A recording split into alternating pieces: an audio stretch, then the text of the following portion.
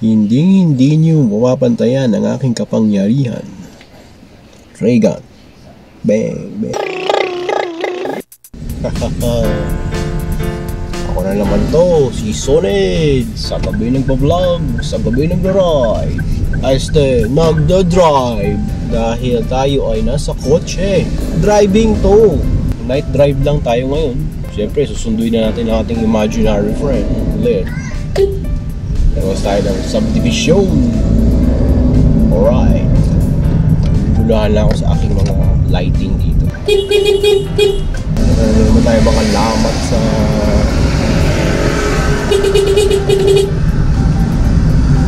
Ikaw ay kumo-overtake. Ito na naman tayo. Namamansin na naman ng mga walang kwenta-kwenta mga motorista dito. Huwag na lang, hindi naka-front-facing. Yung naka-speed screen, no? Tingnan mo, kamote talaga. Kamote riders. Yapapay, pichapay. Hindi tayo nakakapag-concentrate kasi masyadong maliwanag to. Medyo okay kami lang. Alright. Ito tayo ngayon sa gabi. Sa vlog. Gabi. Nagka-drive. Parang pa nga, meron tayong may elaw. We have light, camera actions. Talaga maraming na-aksidente dito kasi poste-poste. Yapapay, pichapay. Road close tayo dito. Road close. Oh my gosh. So doon tayo lalabas na to. For light vehicles only. Okay na talaga nagpa-vlog eh. Doon tayo na malat-malat. At parang broadcasting quality na naman natin mga bosses. No? Ayan. Mabangking-bangking, akala nila two-way pa rin to. Mga friends and family, ilawan nila ako. Akala nila wrong way ako. Hindi na po kasi sarado na yung dinadaanan dun sa kabila. Kasi ano to ginagawa, pinawidening. So dun tayo kabila. Matataong lugar. Okay, nagpa-parks. Parks and services. Ito kaya. Sobra naman kasi buhay. Niliwanag na talaga ako ng buhay. Traffic ito, mga boy. Natatawa na ito. Ano medyo kasama. Ayun, balik tayo. Actually, hindi na sa akin new ang pagmamaneho ng kotse. Tagal na tayo nagmamaneho rin ng kotse talaga kaysa sa motor. So balik driving ulit ng 4 wheels, no? Kaysa sa motor. Pahinga muna tayo sa motor talaga. Kaya hindi na to motovlog, car show na to, car show. Welcome to the car show, ano? Still me, Soned. Ganun pa rin. Mag-review tayo ng mga kung ano-ano. Nag-DIY tayo sa kung ano-ano. Siyempre ngayon, ang mga DIY natin ay tungkol sa Wigo. Mga driving skills natin tungkol sa 4 wheels. Dahil naintindihan na natin ang mga galawan ng mga motor, tricycle pa. So, anuhan na tayo. Naiintindihan na natin sila. And dati hindi na natin naiintindihan or nafe-feel na natin ang mga nararamdaman nila.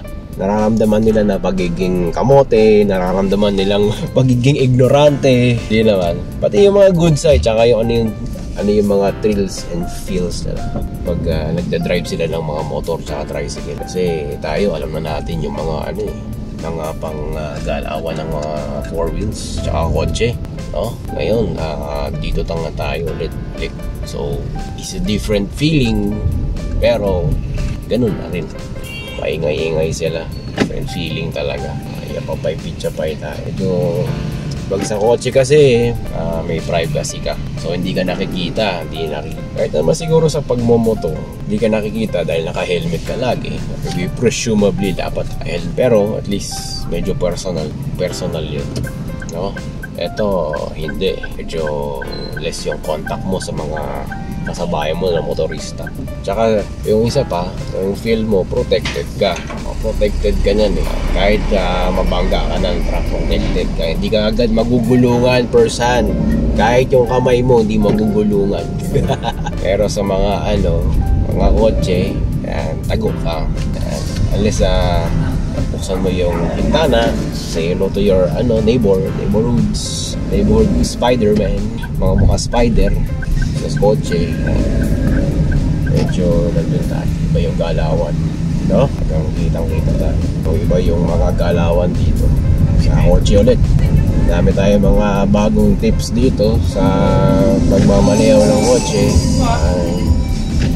Naumpisaan na natin yung mga ibang walkthrough natin sa pagdadrive ng Wigo, no? Tagal din tayo hindi nagka-kotse kasi naging main transportation natin motor. Motor talaga to the max. Lifestyle motor, lifestyle tricycle. Ngayon kotse na. Yun na lang, malaking responsibility ito, malaking advantage, malaking comfort kasi plus ito pa, ganito, automatic to mga boys and girls, no? Automatic to, basta-basta to. mga alamin natin, mga pagme-maintenance nito, mga bago natin kasi another second nating mga personal na experience, personal car, of course. Sa atin to so far okay ang performance ng CVT, though ang performance ng CVT okay, pero kapag gusto mong mga racing medyo nandun ka sa alanganin. Hindi pang racing to kasi nag-iisip to Same with the scooter kasi yung scooter din yung CVT. Nag-iisip din. Although lahat naman ng automatic nag-iisip. Hindi mo agad mapifeel yan na alas na ito ay designed na automatic na rin. Kahit siguro sa mga high-end hypercars, nag-iisip pa rin talaga ang automatic kahit traditional na gear transmission. Ito CVT automatic to. Yan ang ating mga nakukuro-kuro na pag-isip-isip sa pagdadrive ng CVT. Nag-iisip, pero ride and comfort, yung hindi nakakadyot, hindi ka namamatayan ng makina kasi nabitawan mo yung clutch at go na yung stoplight mo, naging go bigla, namatayan ka pa sa gitna, medyo hindi ka nagpapanik kasi preno, brake the same way as automatic, okay lang. Ito CVT smooth yung niya, yung acceleration kasi kapag mga automatic na tulad nun dati, nagkaroon tayo ng automatic na Almera, automatic na Pajero, so ramdam mo yung gear shift niya, so nandun yung revs na mataas tapos mababa, ganun siya, para nag-shift siya ng gear na manual pero automatic. Oo, pero dito pag tinapakan mo ng tuloy-tuloy yung silinyador at gas, tuloy-tuloy din siya, parang nagda-drive ka ng electric car, ganun, or electric vehicle, ganun. Pero pagdating niya yung RPM niya, pagdating niya yung pinaka-peak niya, nandun na lang siya, hanggang magiging flatline na siya. Pero syempre tumulin ka na rin naman, hindi naman siya parang tinodo mo na hanggang dun na lang yung or mabagal ka na lang din. So, syempre bibilis ka pa rin. Yan, syempre brand new natin. Patikim na naman tayo ng brand new car, no? Pero maliit lang naman tong Wigo na to. Hindi siya ganun kalaki. Tapos syempre nakakatuwa yung mahilig tayo sa mga bright colors na bright colors katulad nitong suot ko. Bright colors na mga mga cars, yellow, neon green, ganun. Nakakatuwa yan. So ngayon, bumabagtas tayo dito sa loob ng Imus City, sa mga maliliit na lugar. Though ang mga ideal nito, mga pang tricycle lang at mga motor kasi maliliit ang kalsada. Sa ganitong kaliit na kotse, o maliit nga ba sa 2024 Wigo, mukhang malaki siya. Pero lalo kapag nasa loob ka, pero wala, hindi siya mahaba. May tulad ng mga jeep, mga truck, okay lang. okay lang tong kotse na to. Pero sa mga ano, mga truck, syempre mahaba. Yun lang yung pinagkaiba. Sarap i-drive dito sa mga kahit maliliit yung mga kalsada. Mga SUV, yan, may hirapan dito. Pero itong kotse na ganito, yan, easy peasy yan. Sobrang dali. Syempre sa mga maliliit na mga kalsada, mga minor roads, may mga e-bike yan, may mga bisikleta. Siyempre, yung acceleration mo, stop and go. Pag mga SUV, ang ano mo, dala mo, ay nako, yung acceleration mo sa pagpapaandar ng malalaking sasakyan, malaki din ang konsumo. Malaki din ang konsumo niyan. Dito hindi. Ramdam ko yung yung rev ng engine niya. Wag mo lang talagang itotodo. Mga tamang takbo lang. Yan. Feel mo yung tipid. Kasi hindi siya nag-roar parang raw kahit ganun. So okay lang siya.